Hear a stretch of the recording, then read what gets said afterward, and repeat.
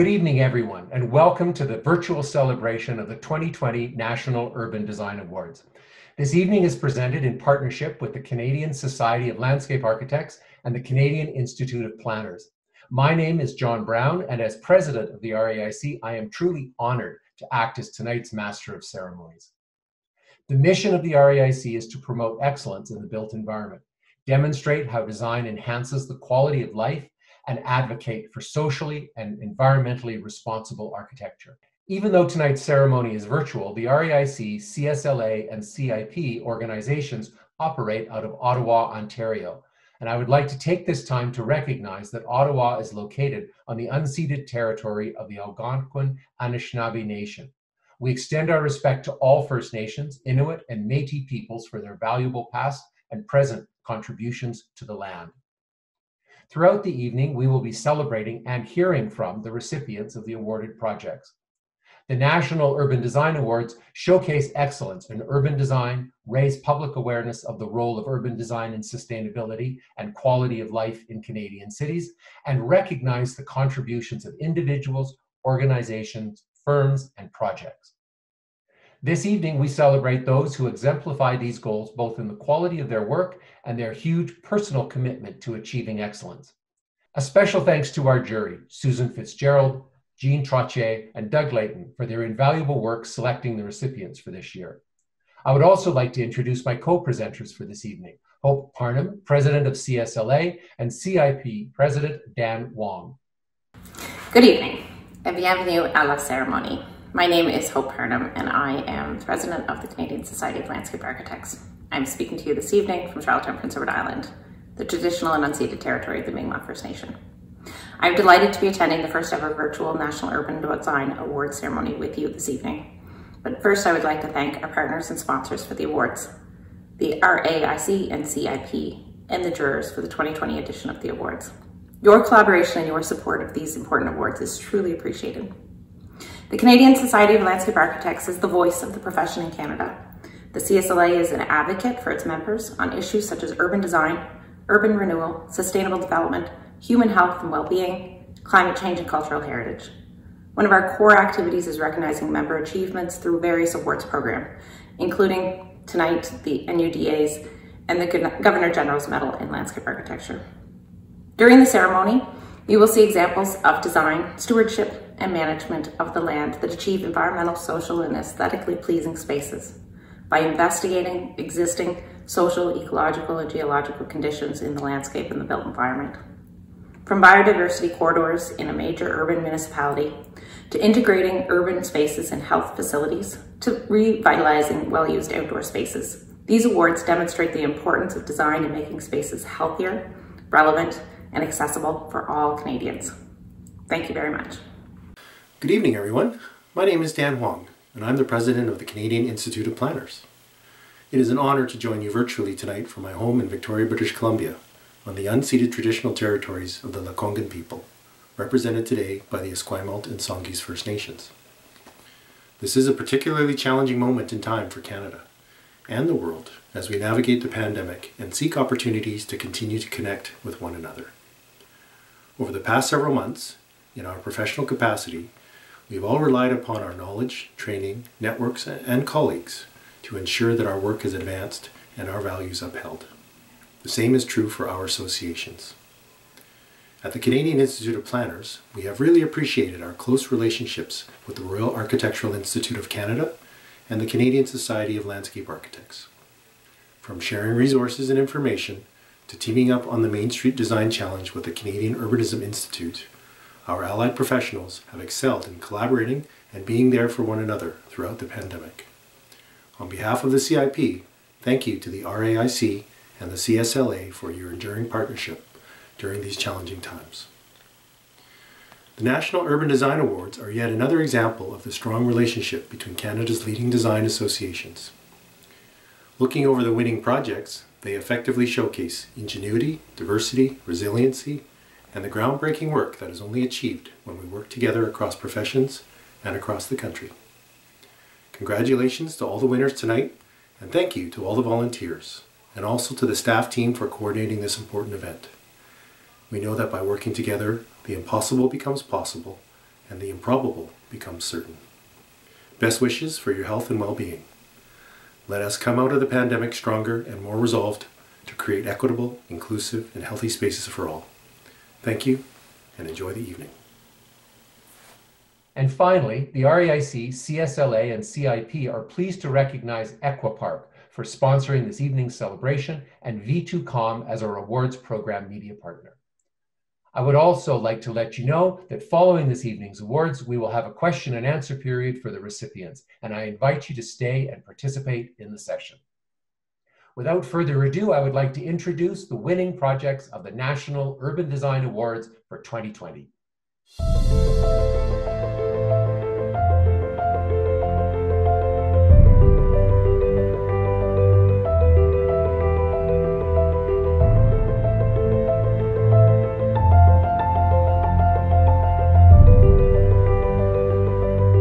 Topographic urban expansion, a landscape armature on hillsides of Mexico City. The majority of urban expansion is happening in metropolitan peripheries of developing countries. Mexico City is one that has followed a similar urbanization path. As it continues to add its population, multiple factors and constraints have pushed developments to the hillsides of peripheries. Most of these developments are self-built irregular settlements. Because of incompletion and unsustainability of informal urbanization model on hillsides, people frequently lack basic services such as water supply and sanitation. 6 case study sites are analyzed, and Cerro Alpino would be the priority to be intervened because of its good access to public transportation and services. Based on current paradigm, irregular settlements will further creep up and cover the mountain. Vegetation loss put this place at high risk of mudslides during the rain season. People need to pay a quarter of their salaries relying on trucks and donkeys to transport water due to the poor water supply. All these issues plague the neighborhoods and make it unsuitable to live in. Through connecting and planting hydraulic buffers along steep slopes and introducing topographic interventions in connected belts of open space, it demarcates safe areas and keeps people away from dwelling in certain dangerous areas by employing mass vegetation and grading techniques. The project introduces a topographic landscape framework that acts as an armature meshwork, manages informal growth, and addresses needs of people in both existing and future neighborhoods through insertion of diverse amenities. These hubs create a social encounter point for residents to meet and share public water amenities. Manipulate landform to nurture crops with water-efficient measures and bring back native vegetation that has been lost in the rapid process of urbanization. It strives to find a preemptive way to support and sustain the inevitability of future informal growth and create an armature system that benefits marginalized communities and the mountain ecosystem in the long run.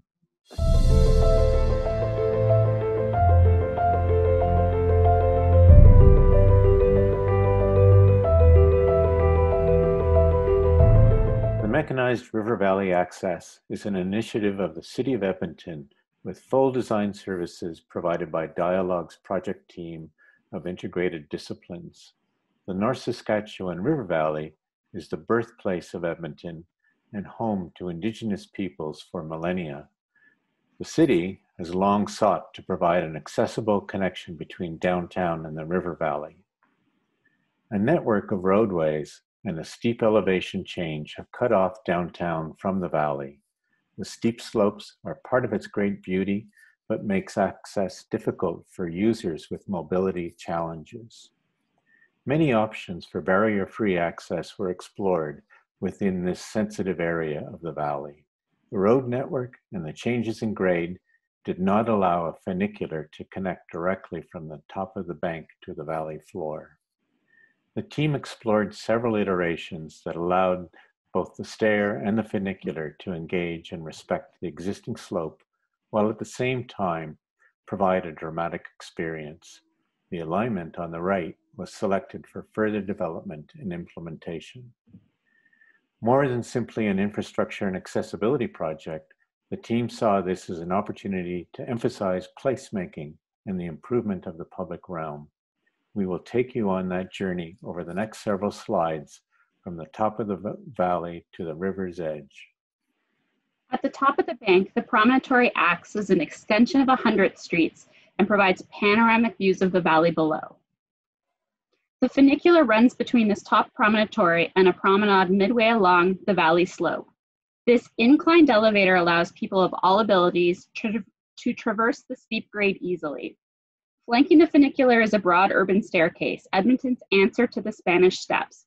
Not just stairs, this is a place to sit, to socialize, and to enjoy the views. The steps in the funicular descend onto a promenade that follows an existing slope bench about halfway down the valley. Playful eye-catching public art by Jill Anholt is incorporated into the sunny lawn area. The bridge reconnects the pedestrian network severed by the roadway. Traffic disappears.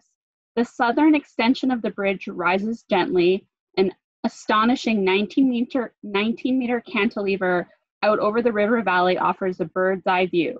The lookout is named for preeminent landscape architect Frederick G. Todd, whose vision for the river valley over 100 years ago set the stage for this project.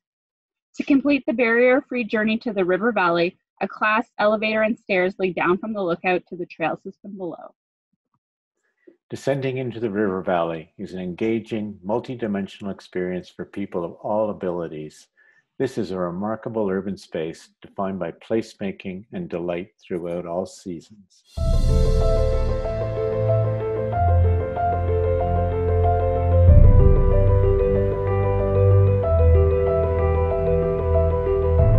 So 18 Shades of Gay is a temporary installation made out of a 180,000 resin ball suspended over Rue Sainte-Catherine East in downtown Montreal.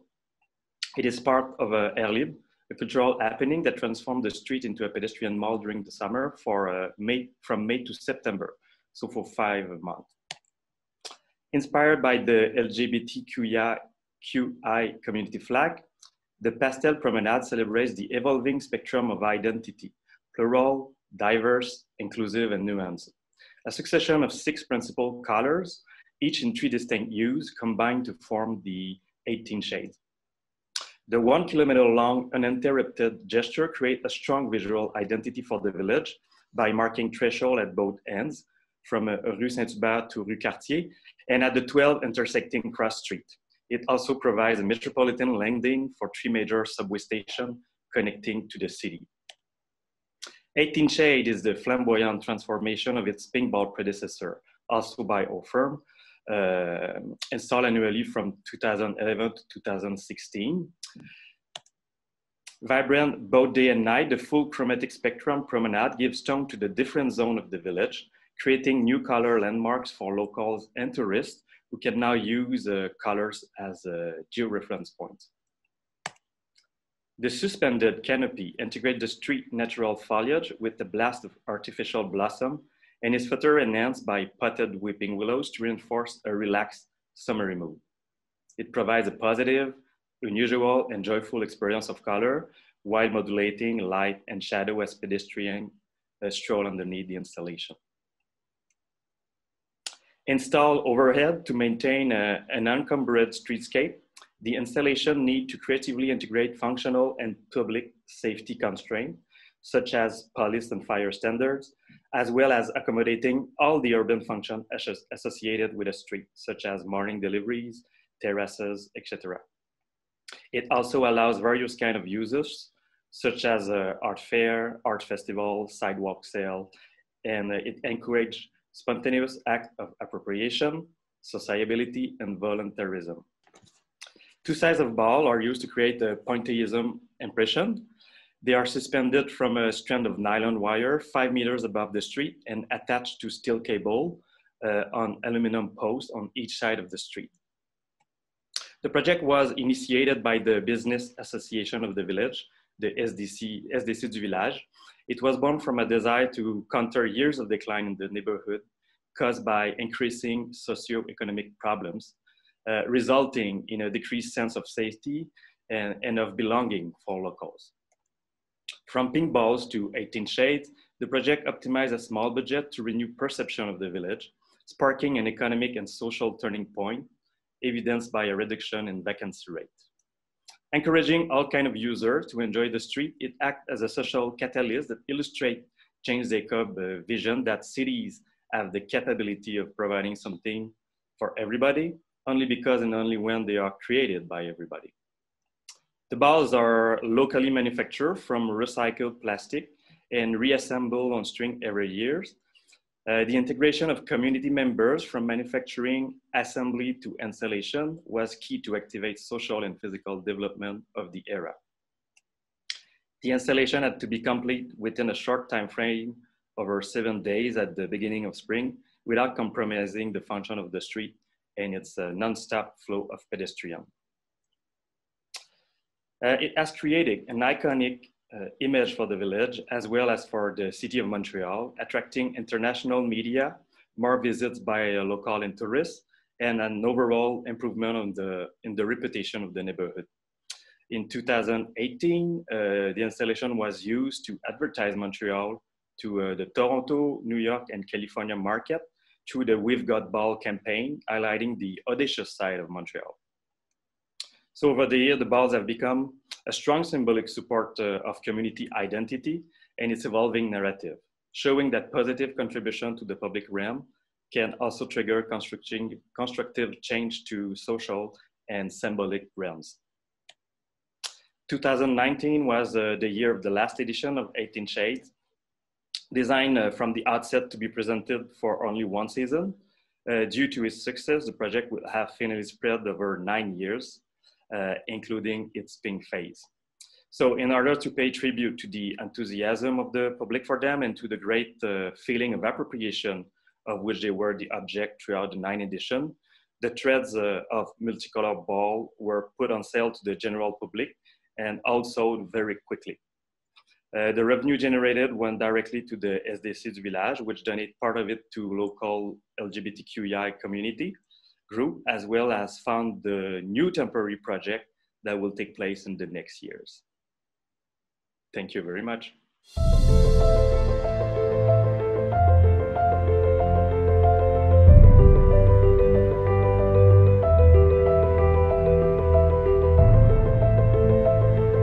I would like to thank the RAIC for finding creative ways to gather together and celebrate the work that is being done across Canada that recognizes the myriad of possibilities through design and the impacts it has on community building.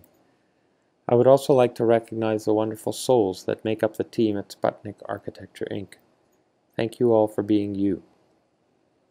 When we started the Warming Huts project, we were excited to design and build small projects that in their own right would have small impacts on the people who might experience them.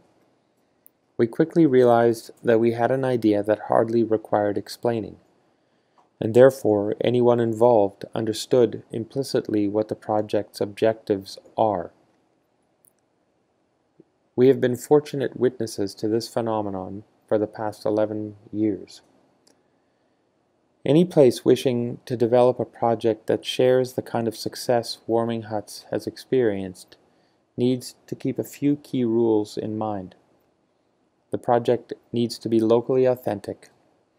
For Winnipeg, this meant coming to terms with the bitter cold. We did not try to correct the cold, we found a way to embrace the cold for what it is.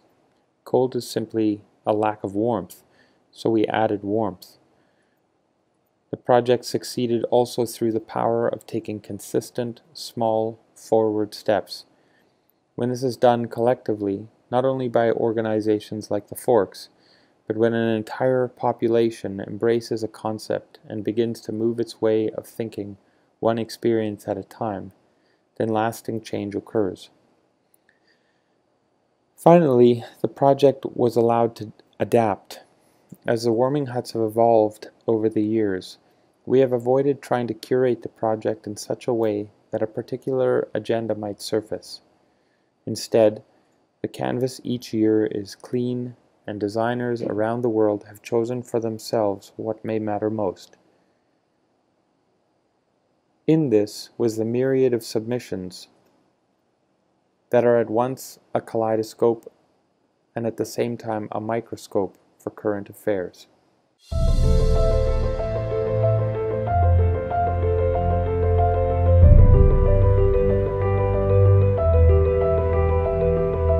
Ce plan d'intervention vise l'amélioration du confort et de la sécurité des piétons et des cyclistes dans le Vieux-Québec, un quartier historique et à vocation touristique au centre de la ville de Québec.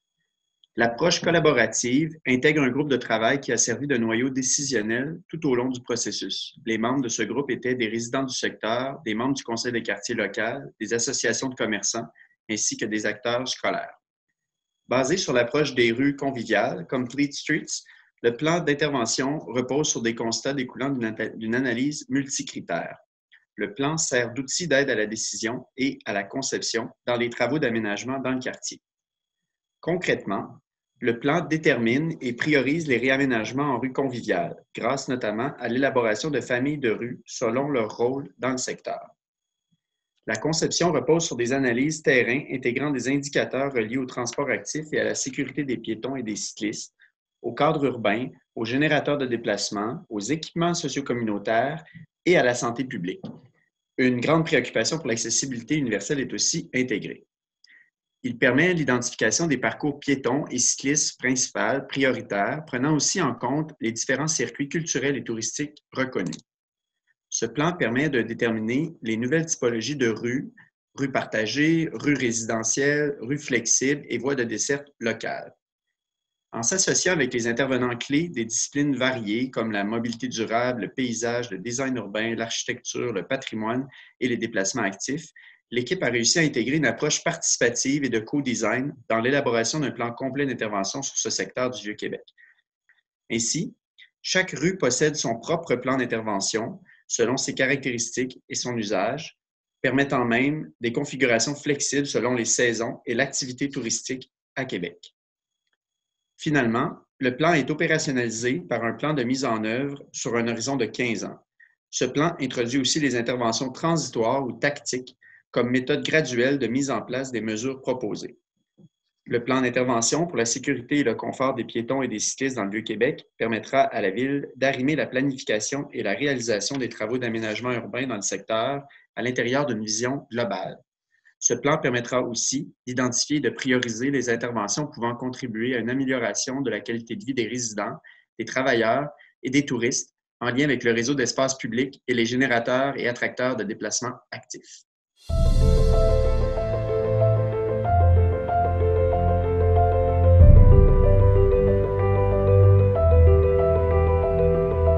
Well, I'd like to first thank the Royal Architectural Institute of Canada, the Canadian Institute of Planners, Canadian Society of Landscape Architects, members of the jury, and the donors who have made this day possible. Additionally, I would like to thank Julian Stacey, Joanne Simmons, and Jamie Watt, whom I worked with closely at Casey House to help realize their vision of what this institution could be. Deeply thrilled and honored to receive this very prestigious award. However, this moment is much bigger than me. You can imagine it's really about an offering, a dignified space and a comfortable environment to those affected with HIV/AIDS, and an opportunity to pay tribute to the founder of Casey House, the wonderful June Callwood. The idea of embrace, the idea that an old home could be embraced around a new hospital, around a courtyard. This is the top floor where 14 rooms around a central courtyard space. It's one of the early sketches where it comes up and over. The heritage homes have presence, but at the same time, you're behind this wonderful stately mansion. You have this sense of green, this sense of light, this sense of life affirmation within the courtyard, and the courtyard in the center. And this model showing how there's transparency across the community, so creating a sense of community, a sense of support, sense of life, sense of light, sense of privacy. Studies showing how this sliver courtyard would introduce light, and then the final form, and the transparency across is really very important, this sense of green and sense of delight for a hospital environment. And the story about the quilt, the sense of support, the sense of community, the sense of binding, comes out of this story of the quilt. Everybody has an individual story, but together they have a strength, and that we could maybe give expression to the outside of this building through this idea of quilt. And you can see that here next in the model studies and then final studies, the elevation, and then using different types of brick, reclaimed, heritage, old, new, stone, that becomes the quilt from the outside, part of the story. And how the light would penetrate through the whole sustainability story, how important all of those elements within the building grew out of a respect for the environment, and that light coming into the middle of the building, through and above and around. And there's an example of what that looks like on the inside. And the home, this idea that a hospital could be a home, working, this is the patient room, the final expression of that, use of natural materials, quite a struggle in an immune challenged environment. Some of the open kitchen areas, open lounge areas. So this idea that a hospital could feel like a home. And of course, the old and the new, and retaining the heritage and bringing back the heritage, working very closely with ERA architects, who we have enjoyed many, many years of collaboration with, which I think you can see really gives both a sense of dignity and presence to Casey House, but a sense of privacy and interiority, which was so important to the Casey House people, a sense of home. So reflecting on this emotional 10-year journey to realize this project, I think for me, really, I love the idea that everything began with this embrace that June Callwood, without the hazmat suit, gave to one of the first patients of AIDS. What a courageous act that was. And what a testament to really caring, such an important part of, I think, what we love about the city of Toronto. And it's very powerful that she started this space with the goal of simply taking care of people with this horrible disease. And that spirit has found its expression.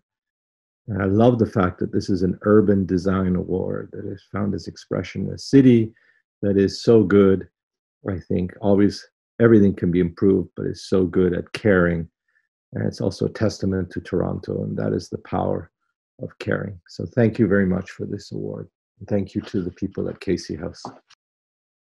Welcome to Casey House, Ontario's HIV/AIDS hospital.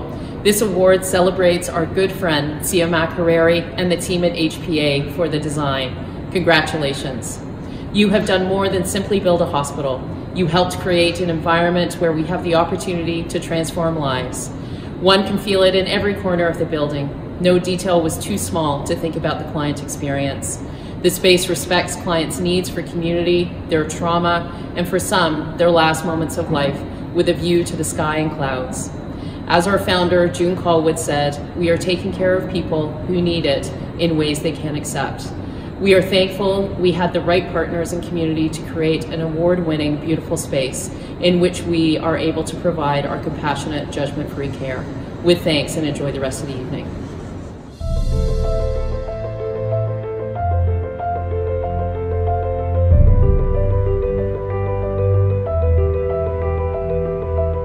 It's a great privilege to be here. On behalf of our team and colleagues, thank you to the organizers of this award, to the Royal Architectural Institute of Canada and its partners. The Biodiversity Corridor is located in the northwest end of the island of Montreal, Quebec. With 19 hectares of biodiversity reservoir and over 6 kilometers length, the corridor has an impressive potential within the larger context of Montreal's metropolitan area. Today, the borough features highly monofunctional sectors and homogeneous landscapes, 83% of impermeable surfaces, and a prevalence of car over slow mobility. Despite the severe loss of vegetated areas, there are valuable yet fragmented habitats. The strategy to tackle these issues is based on 4 pillars to be implemented simultaneously: protection of the existing habitats, creation of new habitats, connectivity, and polyvalence.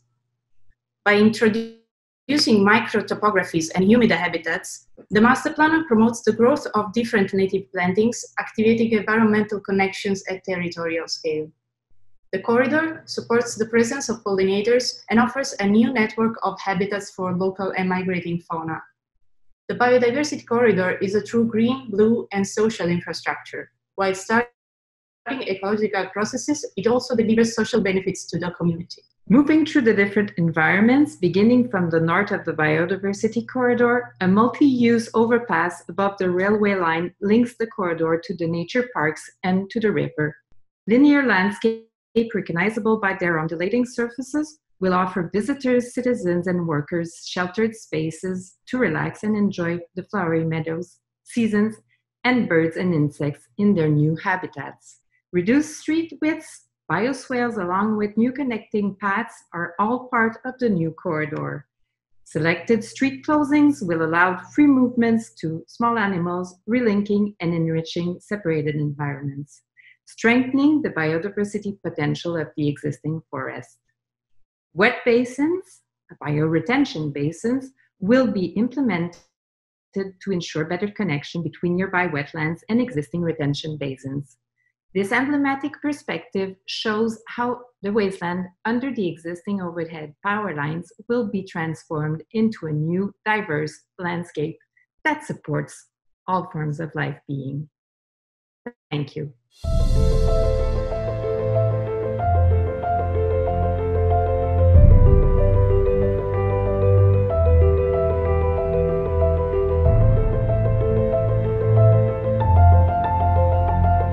The project is located in Broward County, Florida. The land of the county used to be part of the Everglades, which is a complex regional wetland system. Due to the low-lying land, the local drainage system constantly discharges water to the Everglades. The ecosystem has been immensely disturbed by the water runoff. Based on research, we found most of the nutrients come from the town of Southwest ranches. Plantations, nurseries, and horse ranches are major industries of the town and also an important part of their culture. This project envisions to mitigate the negative impact to the Everglades with respect to local context and lifestyle. Our main concept is to increase the time of concentration within watersheds by strategically adding water treatment space on different land types through zoning ordinances. This will become a drainage filter framework, which is a cost-efficient supplement to the current expensive treatment infrastructure inside the Everglades. The framework is conceived to be implemented in 3 phases. The first phase is to build the fundamental skeleton of the filter system. Bioswales are integrated into the right-of-ways and easement areas to treat and direct runoff. The current vacant properties will be transformed into the pocket wetlands to enhance the performance gains. In the third phase, the green infrastructure continues to be an integral part of the future built form, which offers a unique living experience. Starting from the second phase, the owners of the ranches and the nurseries are responsible for installing pre-treatment areas. In the PUD zone, a vegetated buffer is required to mitigate nutrient concentration in the lakes, which provides scenic landscape value. The drainage filter framework maintains, protects, and promotes the rural and equestrian culture, and is highly resilient and adaptable to exchange in the environment.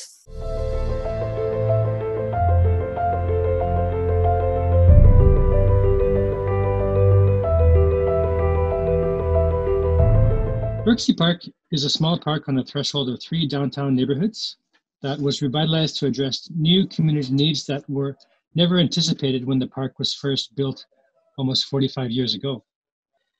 A dog-spirited genius loci has permeated Berksey Park for years. The fountain manifests this, along with the countless daily dog visits and the park's history as the birthplace of Woofstock, North America's largest annual festival for dogs.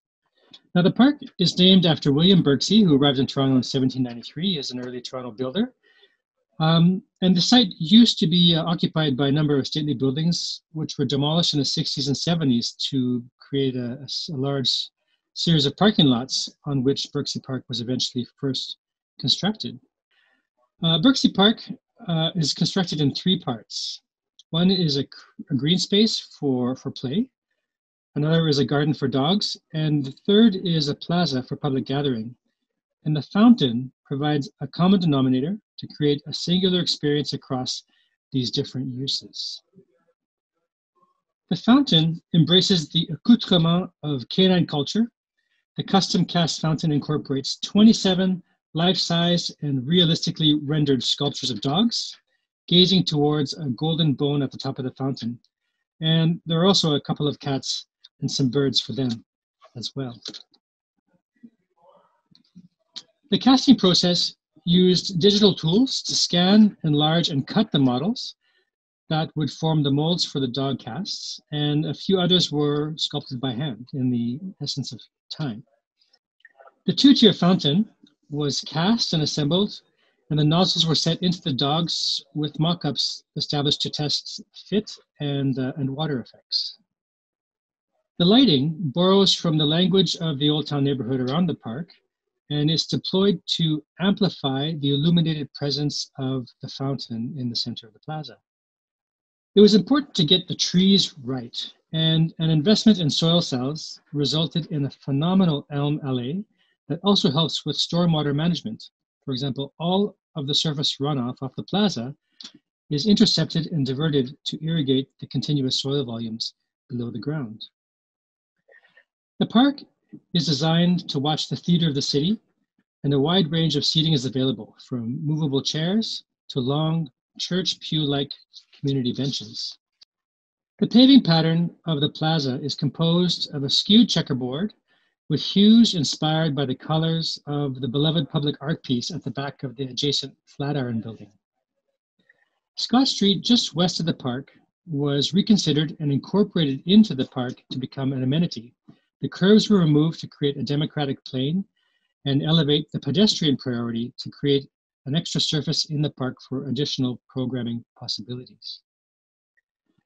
The public response to Birksey Park has been phenomenal, as a place for people to interact and play with the fountain, as well as for spontaneous outbursts of conversations between strangers. This small space has a big presence, and the design of the skewed perspectives and stretched diagonals, these enhance the illusion of a park, making it feel even bigger. The scale, materials, and detailing at Birksey Park were intended to create a place that would encourage people to give in and let themselves feel good. And this is something that we've been able to witness since the park has opened.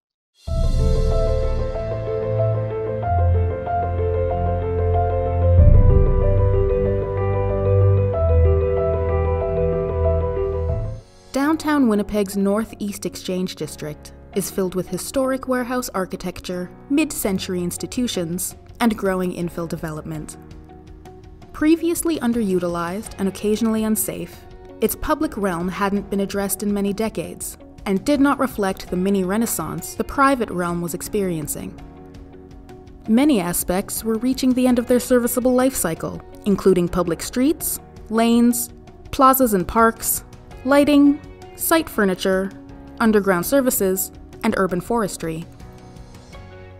The goal of the project was to transform the aging public realm of the East Exchange into a cohesive, fun, safe, and engaging urban district that supports modern live-work-play expectations.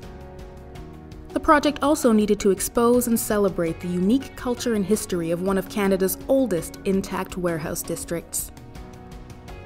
We worked together across disciplines, stakeholders, programmers, and funding agencies to deliver an integrated and cost-effective urban renewal program, including integrating business and art support agencies such as Centre Venture and the Winnipeg Arts Council into the process as equal partners, leading with livable streets urban design principles rather than individual engineering considerations, developing an overall vision for the district's public realm, including guiding principles, an urban realm palette, an integrated design construction model, and seasonal programming, and breaking up implementation into multiple phased projects.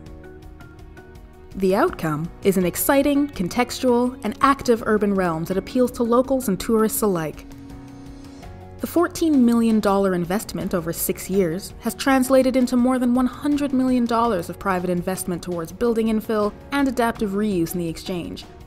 In the same time period, more than 2,000 new residents have moved to the district. The project has introduced new ways of delivering holistic, cost-effective, and sustainable public realm projects at the City of Winnipeg. It demonstrates a resilient, durable, and sustainable public realm able to mitigate growing climate extremes. Its public life has grown to include events initiated by local businesses and neighborhood groups of all kinds, cementing its place as one of the most happening neighborhoods in Winnipeg.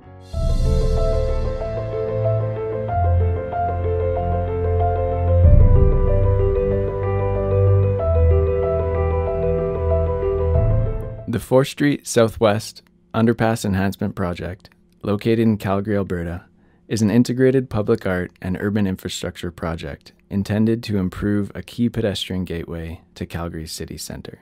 The project itself is a response to the concerns for pedestrian safety, infrastructure deterioration, and began as part of the Centre City Underpass Enhancement Program initiated by the City of Calgary.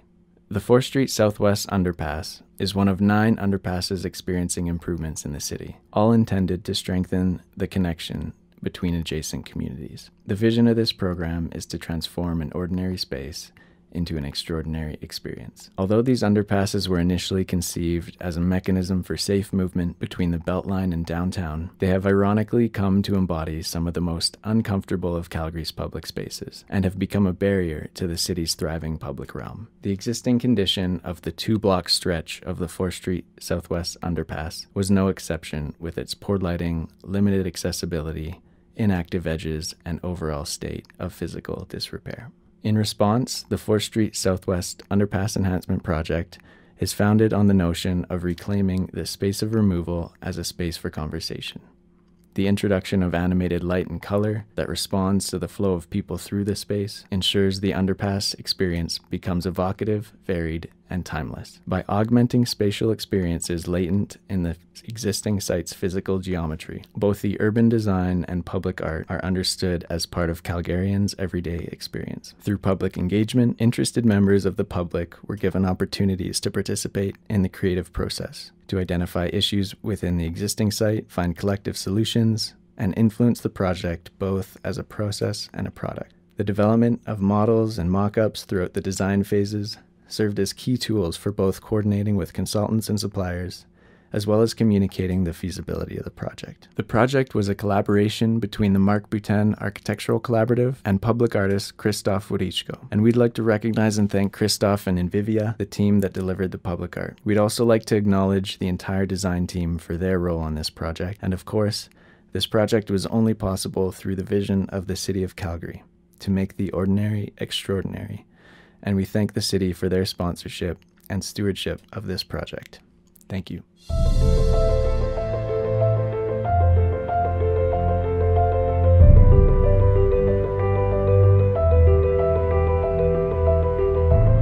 Well, thank you very much. My name is Tyler Sharp, and I am Principal and Design Director at RDH Architects. And I'm going to be speaking about our Springdale Library and Kamagata Maru Park. I would first like to take a moment to thank the distinguished jury for selecting our project to receive this award. It's a great honor. Next, I'd like to thank the sort of overall project team, beginning with City of Brampton Project Manager Mike Ferraro, and the members of the Brampton Library Design Team, including former CEO Rebecca Raven, Michael Georgie, and Susan Bartoletto. I'd also like to take a moment to thank the RDHA team, including my partners, Bob Goyesh and Jeff Miller, and the project manager, Sandroy Powell, and all of the other RDHA individuals that had a hand in shaping this building throughout its development. The Springdale Library is a 25,000 square foot public branch library set within a new neighborhood park that includes spaces for a splash pad, a play area, open green areas, and a series of terraced contemplative gardens. The project utilizes a kind of organic design approach in terms of the urban design, the development of the landscape, and the architecture of the library. These organic geometries are used to organize the spaces of the park and are drawn into the form of the architecture in terms of the planning and the sectional variations found within the topography, the floor slab, the ceiling, and the roof. The fluid geometries are used to sculpt the programs and spaces of the park, control rainwater, and to internally shape various architectural spaces within the library. The overall aspiration for this project is to provide an alternative form of expression for the kind of public architecture, landscape, and urban design found within the typical North American suburban context. Thank you very much.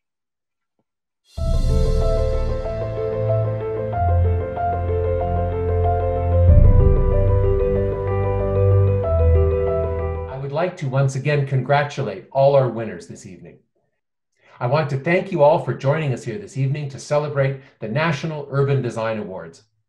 I would like to personally invite you to attend tomorrow's celebration of the REIC Annual Awards, which will include a retrospective presentation on this year's REIC Gold Medal winner, Blanche Lemko Van Ginkel, and presentations by REIC President's Medal recipients. Thank you and have a great evening.